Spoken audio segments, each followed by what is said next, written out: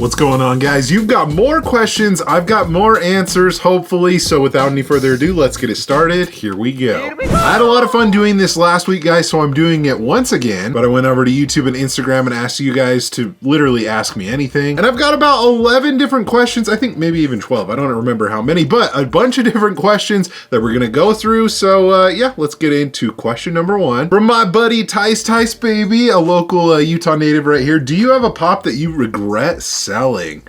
Ooh, that's a tough question. I don't know, I feel like I don't sell a lot of the pops that I want to keep in my collection. I know one recently actually that I just got back in my collection that I do remember selling back in the day, which was this one right here, guys. I ended up picking up the glow-in-the-dark Hades pop the other day, and I had bought this for retail when this came out, and I don't even remember like when this came out or how long ago it was. I want to say it was before the pandemic. It was at least like 2018, maybe even 2017. So it's interesting that it came around full circle that I ended up buying it again. So I guess that could technically be one of the ones that I regret selling because I ended up getting it again. Kind of a similar light, guys. Broken Mass 333 wants to know, what's one pop you regret passing on? Oh dang, we could talk about that for a really long time. Occasionally I like to go back to some of my older videos and see what things were in stores back then, like back in 2017. And I'm actually looking at my Complete My Collection challenge wall over here where I have some of the stuff that I bought and some of the things that are on my list. Like I know that I've really wanted the Ratatouille pops and I could have got those easily for retail back in the day. Even some of those Cars pops as well, like Lightning McQueen's on my list. I could have gotten that one too. And I'm looking even down here, guys, like the Haunted Mansion Ghost, even like the Hatbox Ghost, the Hitchhiking Ghost,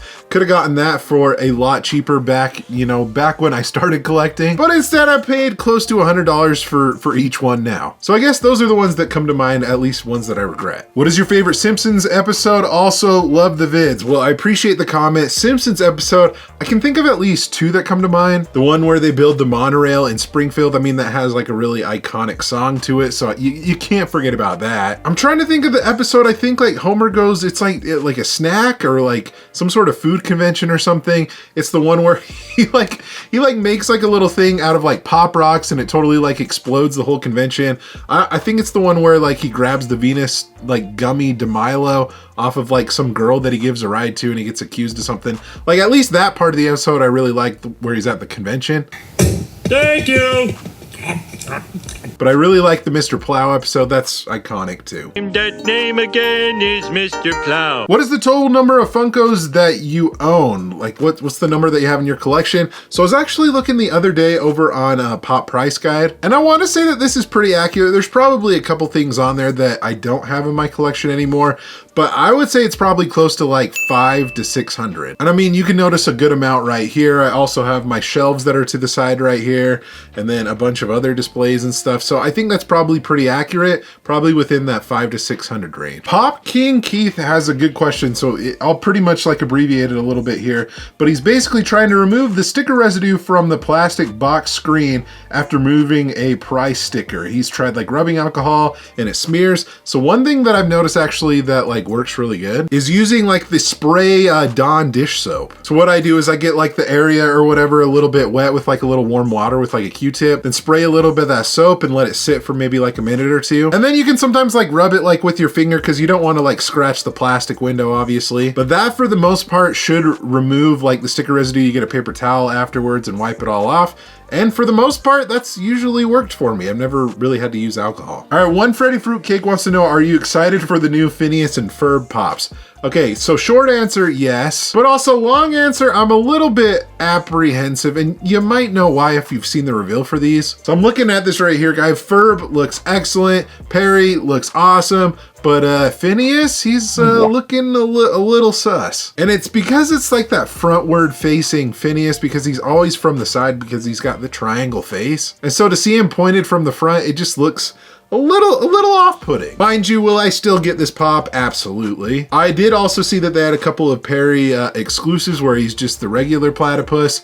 And also I think it's like Partridge Perry or Partridge on a Perry or something like that. But yeah, I'll probably end up picking all those up. That was kind of the end of the era of me watching like cartoons when I was a kid, and I don't know, I really love that show. It's cool that they're making pops even if Phineas is a little strange looking. What is your favorite Matt Groening pop? Okay, so Matt Groening, obviously he's the creator of The Simpsons, Futurama, and then I think Disenchantment as well. So we have some options. I mean, one that comes to mind for me that I just grabbed down from my display, guys, one of the Simpsons pops that I really like is Poochie right here. I love when they make the fun random side characters as pops. Like Poochie's in literally like 2 episodes maybe, and so this is a great one for sure. Obviously I love all the Simpsons pops, but I just think this one's hilarious. And then if we're doing a Futurama selection, I gotta go with the newest one right here with the glow-in-the-dark Bender Chase. He's belching fire. I think the flames, maybe even his eyes glow in the dark as well. He's got a beer in hand. I mean, that is Bender to a T, and probably one of the best Futurama pops in my opinion. So yeah, there's 2 that come to mind. Obviously there's a lot more, but I'm a big Futurama and Simpsons guy. This is a good question. If Funko Pops didn't exist, what would you mainly collect instead? Dang, good question. I mean, I've always really been into sports. There was one time where I used to collect like sports cards and stuff, baseball and basketball mainly. Maybe I would still be into that. I don't know. I think I'd probably be more into Lego as well. I do have a couple of Lego things here and there. So I mean, probably that. I love collecting like back in the day, like sports autographs, like getting them on like cards and things like that. So maybe diving deeper into that, getting a bigger like sports autograph collection. It might be that, honestly. Cannon Broderick has a good question, guys. So for the Complete My Collection Challenge series with the ones that I have left, what's my #1 pick? So I'm looking at my list right here, guys, of pops that I need to pick up. I mean, Sandy is definitely up there because that would complete the original SpongeBob set. Sonic is the same thing. That's the only original Sonic pop I don't have. But dang, the original cereal monsters. I mean, I don't know. If I had to pick one, it might have to be Sandy, maybe, from SpongeBob. Crisis.Graham, your top 3 Marvel Funko Pops. Greeting from Cyprus. Thanks for watching. So for me, I mean, it might be these guys behind me right here. I really love Spider-Man, especially the Into the Spider-Verse movies, and this 100% has got to be one of my favorite ones. It's Miles Morales with like the streetwear. He's got the Jordans on and everything. I mean, this Funko Pop is great. This one comes from California Adventure, from the ride that's over in like the Marvel campus, where the Spider-Man with the Spider Bot. And I just think the Spider-Man Noir pop, guys, from the Into the Spider-Verse line looks fantastic. So I guess it would be all 3 of these if I can grab them all at once. Yeah, there you go. Okay, this is a good final question. They said, no disrespect intended, but I'm just curious about your hand. Also, huge fan of the channel. Honestly, I think a lot of people are probably curious about this, and I don't talk about it much. And I think it's pretty obvious when I make my videos, guys. So on my right arm, I only have part of my arm and only 2 fingers, not even like the full hand. So I was born this way. It was like something down in like my like mom's side of the family, like genetics or something. But basically, I was the lucky one to get it, the 1 in the million. But yeah, I've had this my whole life. Like, I think technically the medical term for it is ulnar mammary syndrome, which essentially means that like your arm was stunted the growth from like my ulna bone up, and that's why it looks the way it does. But honestly, I've had it my whole life. I've known like nothing different and everything like that. Like, I played sports. I was a pitcher too. I'd hold my glove right here and I pitch. I mean, I love sports, basketball and everything. Like, I honestly have had to learn how to do everything with this, and it's just what I've known. So yeah, I'm not shy to talk about it, guys, but I honestly don't really have the time to really put it into a video, and I guess this was a good one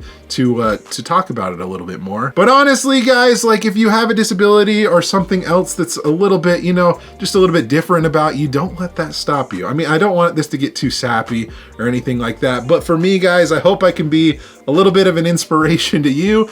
And yeah, if there's something that like holds you back, don't let it do that. And anyways, that's it about my arm and all of your different questions, guys. Honestly, thank you so much. We might even do this again next week. It just depends if we get some different questions. But honestly, leave them down below. I'd be interested to see what you guys want to see about the channel, the collection, just anything. Also, be sure to subscribe so you don't miss out on any future videos like this one here. Thank you guys so much for watching again.